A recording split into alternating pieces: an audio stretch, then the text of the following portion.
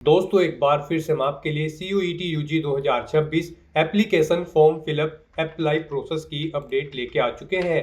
किस तरह से आप CUET UG के लिए अपना फॉर्म अप्लाई कर सकते हो, स्टेप बाय स्टेप कंप्लीट जानकारी आपको इस वीडियो में दी जाएगी। फॉर्म अप्लाई करते समय अगर आपके सामने कोई भी टेक्निकल एरर आ रही है तो उसका हल भी आपको इस वीडियो में मिल जाएगा। अंतिम समय में फॉर्म भरते समय आपको कोई भी ऐसी गलती या फिर मिस्टेक नहीं करनी होगी जिसको करने से आपका फॉर्म भी रिजेक्ट हो सकता है। आवेदन करने से पहले आपको सभी इंपॉर्टेंट इंस्ट्रक्शंस रीड आउट कर लेने होंगे, तभी आपका फॉर्म भी सक्सेसफुली सबमिट हो पाएगा।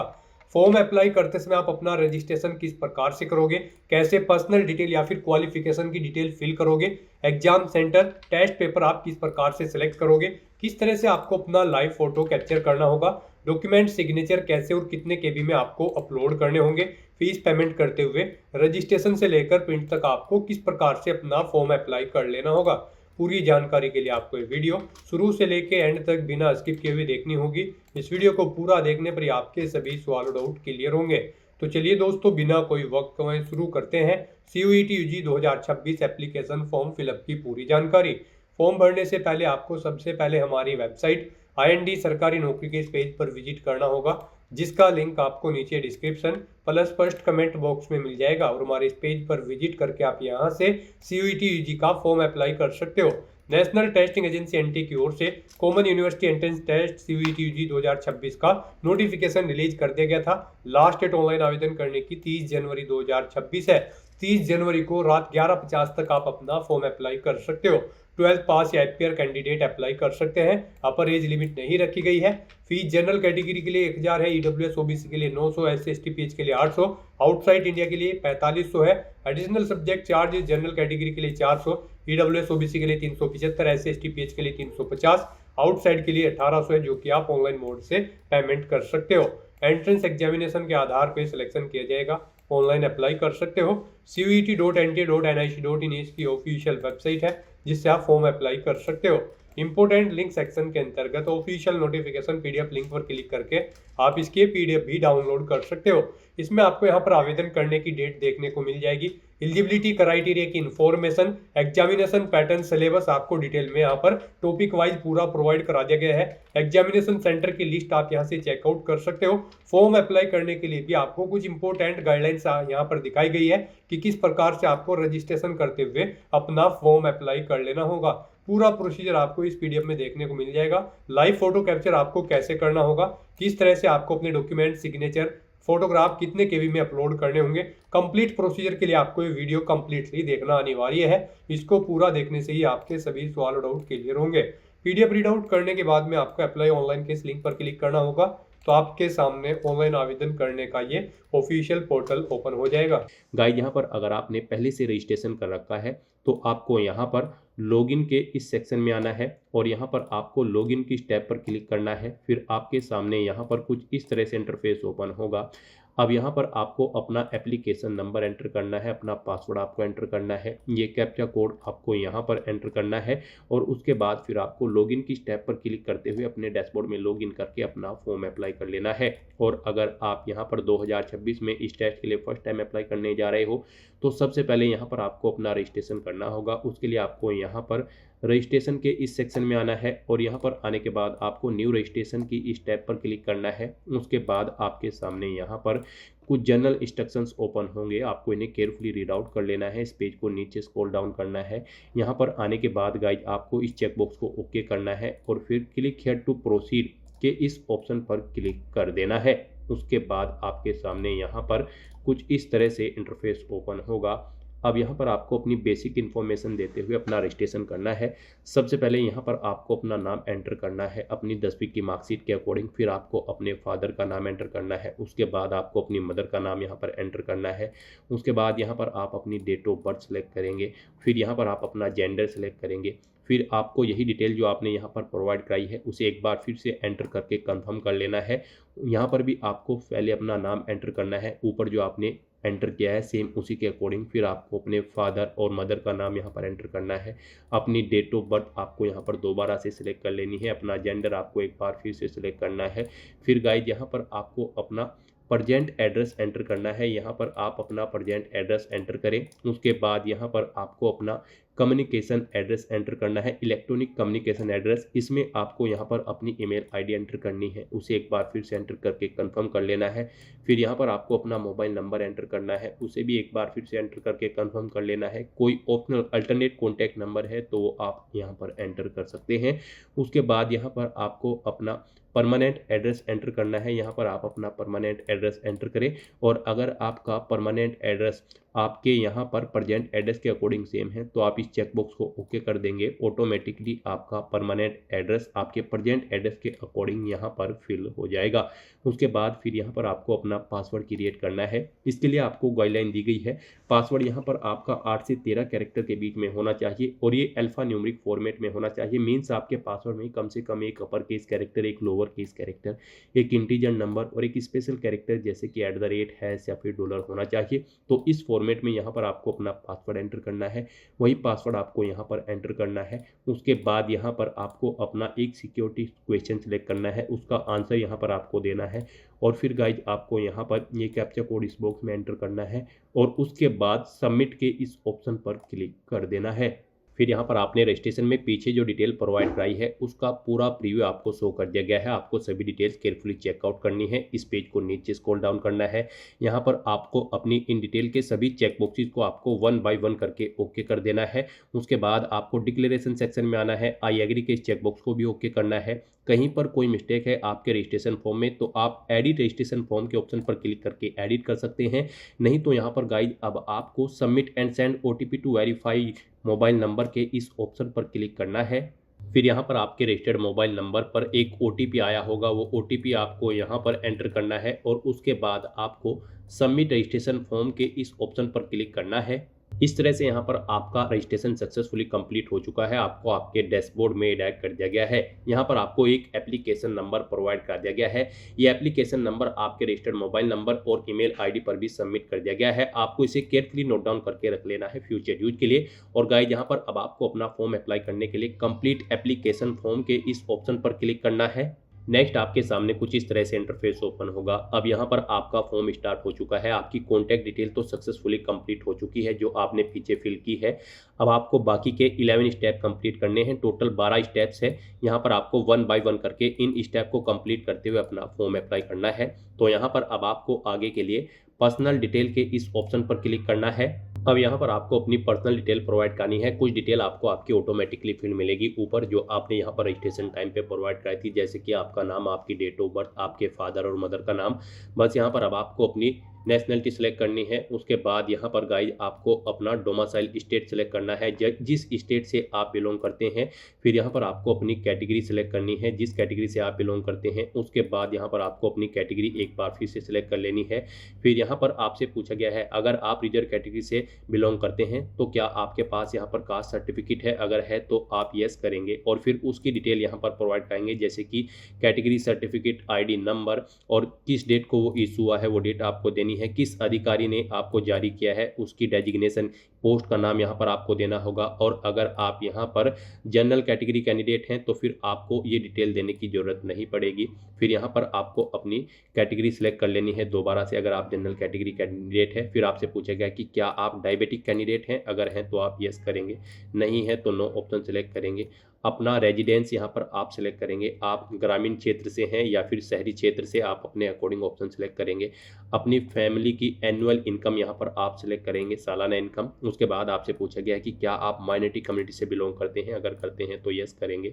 और फिर यहाँ पर आप अपना रिलीजन सेलेक्ट करेंगे और अगर आप माइनॉरिटी कम्युनिटी से बिलोंग नहीं करते हैं तो आप सिंपली नो ऑप्शन सेलेक्ट करेंगे। फिर आपसे पूछा गया है कि क्या आप रक्षा कार्मिक या फिर भूतपूर्व सैनिकों के प्रतिपालित कैंडिडेट हैं, अगर हैं तो आप यस करेंगे, नहीं है तो नो ऑप्शन सेलेक्ट करेंगे। NCC कोटा से हैं तो आप यस करेंगे, नहीं तो नो ऑप्शन सेलेक्ट करेंगे। स्पोर्ट कोटा से हैं तो यस करेंगे, नहीं तो नो ऑप्शन सेलेक्ट करेंगे। फिर उसके बाद गाइज आपको ये कैप्चा कोड यहाँ पर एंटर करना है और उसके बाद सेव एंड नेक्स्ट के इस ऑप्शन पर क्लिक करना है। फिर यहाँ पर आपसे पूछा गया है कि क्या आप PWD या फिर PWBD कैंडिडेट हैं, अगर हैं तो आप यस ऑप्शन सेलेक्ट करेंगे, उसकी डिटेल प्रोवाइड कराएंगे, नहीं है तो नो ऑप्शन सेलेक्ट करेंगे। उसके बाद गाइज आप ये कैप्चा कोड यहाँ पर एंटर करेंगे और फिर सबमिट एंड नेक्स्ट के इस ऑप्शन पर क्लिक कर देंगे। नेक्स्ट यहाँ पर आपको अपनी आइडेंटिटी की डिटेल प्रोवाइड करनी है। यहाँ पर आपके पास मल्टीपल ऑप्शन है, आप आधार, डिजी लॉकर या फिर पासपोर्ट या फिर पैन कार्ड के थ्रू अपनी आइडेंटिटी की डिटेल प्रोवाइड कर सकते हैं।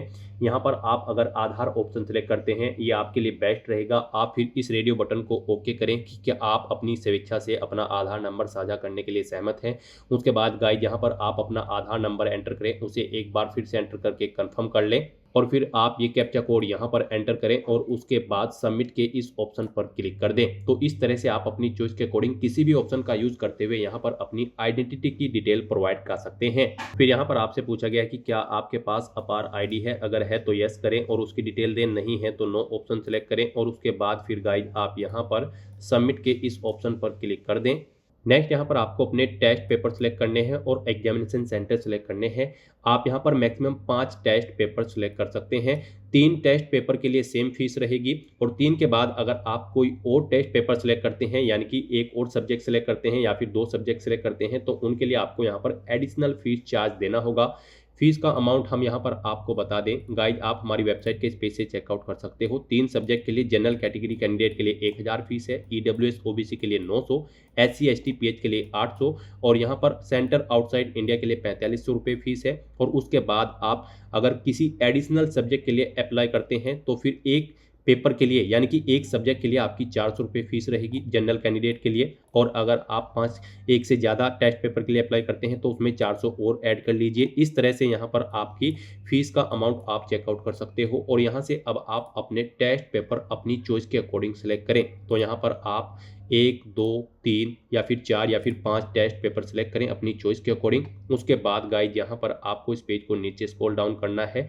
फिर यहाँ पर आपको अपने टेस्ट पेपर का मीडियम सेलेक्ट करना है, आप किस लैंग्वेज में अपना टेस्ट पेपर चाहते हैं। यहाँ पर हिंदी, इंग्लिश, आसामीज या फिर बेंगोलीज आप अपने अकॉर्डिंग ऑप्शन सेलेक्ट करें। उसके बाद यहाँ पर आपको अपनी एग्जाम सिटी सेलेक्ट करनी है।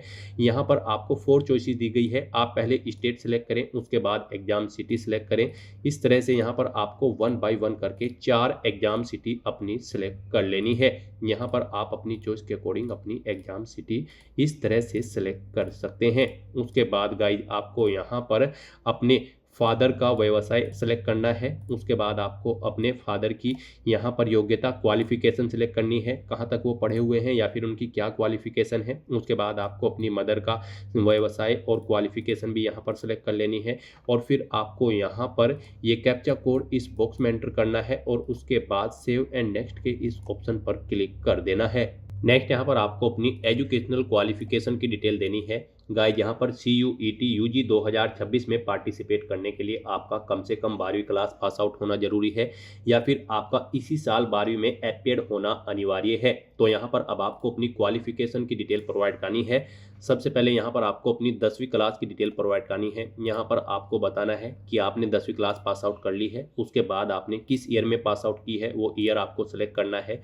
आपको यहाँ पर 10th और इक्विवेलेंट ऑप्शन सेलेक्ट करना है क्वालिफाइंग एग्जाम में। उसके बाद यहाँ पर आपको बताना है आपने 10वीं क्लास रूरल एरिया या फिर अर्बन एरिया किससे की है। उसके बाद यहाँ पर आपको अपने कॉलेज का प्रकार सेलेक्ट कर लेना है, वो केंद्रीय विद्यालय था या फिर जवाहर नवोदय विद्यालय या फिर गवर्नमेंट एडिट या फिर प्राइवेट, आप अपने अकॉर्डिंग ऑप्शन सेलेक्ट करेंगे। फिर यहाँ पर आपको स्टेट सेलेक्ट करना है जिससे आपने अपनी 10वीं क्लास पास आउट की है। फिर यहाँ पर आपको डिस्ट्रिक्ट सेलेक्ट करना है, उसके अकॉर्डिंग जिस डिस्ट्रिक्ट में आपका स्कूल था। फिर आपको बोर्ड का नाम यहाँ पर सेलेक्ट करना है जिस बोर्ड से आपने अपनी 10वीं क्लास पास आउट की है। रिजल्ट का मोड बताना है, उसका आपका रिजल्ट परसेंटेज में था, CGPA में या फिर किसी अन्य मोड में, आप अपने अकॉर्डिंग ऑप्शन सेलेक्ट करेंगे। परसेंटेज में यहाँ पर अगर आपका रिजल्ट था तो फिर आप टोटल मार्क्स यहाँ पर एंटर करेंगे। फिर इनमें से आपने कितने मार्क्स ऑब्टेन किए हैं वो आप एंटर करेंगे। इस तरह से यहाँ पर आपकी परसेंटेज कैलकुलेट होकर आपके सामने फिर शो कर दी जाएगी। फिर यहाँ पर आपको अपना 10वीं का रजिस्ट्रेशन नंबर या फिर इनरोलमेंट नंबर या फिर रोल नंबर एंटर करना है। स्कूल कॉलेज का नाम और पता यहाँ पर आपको एंटर करना है। अपने स्कूल या कॉलेज का पिन कोड यहाँ पर आपको एंटर करना है। ये सभी डिटेल्स आपको आपकी 10वीं की मार्कशीट में मिल जाएगी। फिर यहाँ पर आपको ऐसे ही अपनी 12वीं क्लास की डिटेल एंटर करनी है। यहाँ पर आपको पहले ऑप्शन सेलेक्ट करना है, आप पास आउट है या फिर अपीयर्ड है। अगर आप अपीयर्ड है तो आप अपीयरिंग ऑप्शन सेलेक्ट करेंगे। उसके बाद यहाँ पर आपको ईयर ऑटोमेटिकली 2026 मिलेगा। फिर यहाँ पर आपको क्वालिफाइंग एग्जाम सेलेक्ट कर लेना होगा, क्लास 12th और इक्विवेलेंट या फिर हायर सेकेंडरी 3 ईयर कोर्स आप अपने अकॉर्डिंग ऑप्शन सेलेक्ट करेंगे। प्लेस ऑफ स्कूल यहाँ पर आप सेलेक्ट करेंगे रूरल एरिया में है या फिर अर्बन। फिर यहाँ पर आपको स्कूल या कॉलेज का टाइप सेलेक्ट कर लेना है, वो केंद्रीय विद्यालय है, जवाहर नवोदय है या फिर गवर्नमेंट एडिड है। यहाँ पर क्वालिफाइंग एग्जामिनेशन स्टेट आपको सेलेक्ट करना है, डिस्ट्रिक्ट सेलेक्ट कर लेना है, बोर्ड का नाम सेलेक्ट करना है, जिस बोर्ड से आप 12वीं क्लास कर रहे हैं। फिर आपको यहाँ पर स्कूल कॉलेज का नाम और पता देना है, स्कूल कॉलेज का पिन कोड यहाँ पर आपको अपने एंटर करना है। और गाइज अगर आप 12वीं क्लास पास आउट कर चुके हैं तो आप पास ऑप्शन सेलेक्ट करेंगे। फिर यहाँ पर आपको पासिंग ईयर सेलेक्ट करना है जब आपने अपनी 12वीं क्लास पास आउट की है। फिर यहाँ पर आपको क्वालिफाइंग एग्जाम में क्लास 12 और इक्विवेलेंट या फिर हायर सेकेंडरी 3 ईयर कोर्स आपने जो भी कर रखा है आप ऑप्शन सेलेक्ट करेंगे। प्लेस ऑफ स्कूल यहाँ पर आप सेलेक्ट करेंगे, आपका स्कूल रूरल क्षेत्र में है या फिर अर्बन में। उसके बाद यहाँ पर आपको स्कूल या कॉलेज का टाइप सेलेक्ट कर लेना है, वो गवर्नमेंट है, प्राइवेट है या फिर केंद्रीय विद्यालय है, आप अपने अकॉर्डिंग ऑप्शन सेलेक्ट करेंगे। फिर यहाँ पर आपको स्टेट सेलेक्ट करना है, जिस स्टेट से आपने 12वीं क्लास पास आउट की है। फिर आपको अपना डिस्ट्रिक्ट सेलेक्ट कर लेना है। उसके बाद गाइज यहाँ पर आपको बोर्ड का नाम सेलेक्ट करना है, जिस बोर्ड से आपने अपनी 12वीं क्लास पास आउट की है। उसके बाद यहाँ पर आपको रिजल्ट का मोड बताना है, आपका रिजल्ट परसेंटेज में था, सीजीपीए में था या फिर किसी अन्य मोड में, आप अपने अकॉर्डिंग ऑप्शन सेलेक्ट करेंगे। परसेंटेज में अगर था तो आप यहाँ पर टोटल मार्क्स एंटर करेंगे। उसके बाद इनमें से आपने कितने मार्क्स ऑब्टेन किए हैं वो आप एंटर करेंगे। उसके बाद गाइज यहाँ पर आपकी परसेंटेज कैलकुलेट करके आपको शो कर दी जाएगी। फिर यहाँ पर आपको अपने 12वीं का रजिस्ट्रेशन नंबर या फिर इनरोलमेंट नंबर या फिर रोल नंबर एंटर करना है, अपने स्कूल या कॉलेज का नाम और पता यहाँ पर आपको एंटर करना है, अपने स्कूल या कॉलेज का पिन कोड यहाँ पर आपको एंटर करना है। ये सभी डिटेल्स आपको आपकी 10वीं और 12वीं की जो मार्कशीट या फिर सर्टिफिकेट्स हैं उनमें मिल जाएगी। उनमें से आपको यहाँ पर केयरफुली इन्हें 1 बाय 1 करके फिल करना है। उसके बाद गाइज आपको ये कैप्चा कोड यहाँ पर एंटर करना है और फिर सेव एंड नेक्स्ट के इस ऑप्शन पर क्लिक कर देना है। इस तरह से यहाँ पर आपको अपनी एजुकेशनल क्वालिफिकेशन की डिटेल प्रोवाइड करनी है। फिर यहाँ पर आपसे पूछा गया कि क्या आप यहाँ पर जुड़वा भाई बहन हैं और आप दोनों CUET UG 2026 में अप्लाई कर रहे हैं, अगर कर रहे हैं तो यस ऑप्शन सेलेक्ट करें। फिर यहाँ पर आप अपने जुड़वा भाई या बहन का 10वीं क्लास का रोल नंबर एंटर करें, उसका नाम यहाँ पर आप एंटर करें। नहीं कर रहे हैं आप अप्लाई, आप जुड़वा भाई बहन नहीं है तो आप नो ऑप्शन सेलेक्ट करेंगे। उसके बाद गाइज आप ये कैप्चा कोड यहाँ पर एंटर करेंगे और फिर सेव एंड नेक्स्ट के इस ऑप्शन पर क्लिक कर देंगे। नेक्स्ट यहाँ पर आपको अपनी इमरजेंसी कॉन्टैक्ट डिटेल प्रोवाइड करनी है। यहाँ पर आप अपने पेरेंट्स या फिर गार्जियन का मोबाइल नंबर या फिर ईमेल एड्रेस एंटर कर सकते हैं। यहाँ पर आप पहले कंट्री कोड सेलेक्ट करें, उसके बाद अपने पेरेंट्स या फिर गार्जियन का मोबाइल नंबर एंटर करें, उनकी ईमेल आईडी यहाँ पर आप एंटर करें और उसके बाद गाइड आप ये कैप्चा कोड यहाँ पर एंटर करें और फिर गेट OTP के इस ऑप्शन पर क्लिक कर दें। फिर यहाँ पर आपने जो अपने पेरेंट्स या गार्जियन के इमरजेंसी कॉन्टैक्ट नंबर और ईमेल आईडी प्रोवाइड कराई है उन पर एक OTP गया होगा, वो OTP आपको यहाँ पर एंटर करने हैं और उसके बाद आपको यहाँ पर वेरीफाई एंड नेक्स्ट के इस ऑप्शन पर क्लिक कर देना है।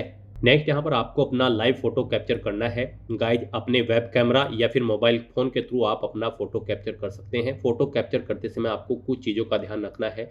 यहाँ पर जब आप अपना फ़ोटो कैप्चर करेंगे तो उसमें आपका 80% चेहरा दिखाई देना चाहिए और फोटो यहाँ पर आपको कानों सहित बिना मास्क के कैप्चर करना है। यहाँ पर आपको अपना फोटो कैप्चर करने के लिए गाइज कैप्चर फोटोग्राफ के इस ऑप्शन पर क्लिक करना है और उसके बाद अपलोड फोटोग्राफ के इस ऑप्शन पर क्लिक करते हुए अपना फोटो कैप्चर कर लेना है। यहाँ पर फोटो कैप्चर करते समय आप जिस स्थान पर अपना फोटो कैप्चर करेंगे वहाँ पर प्रॉपर वे में लाइट होनी चाहिए, सिंपल प्लेन बैकग्राउंड आपका होना चाहिए। इस तरह से यहाँ पर आप अपना वेब कैमरा के थ्रू फोटो कैप्चर कर सकते हैं और अगर आपके पास वेब कैमरा नहीं है तो आप अपने मोबाइल फ़ोन के थ्रू भी अपना लाइव फोटो यहाँ पर कैप्चर कर सकते हैं।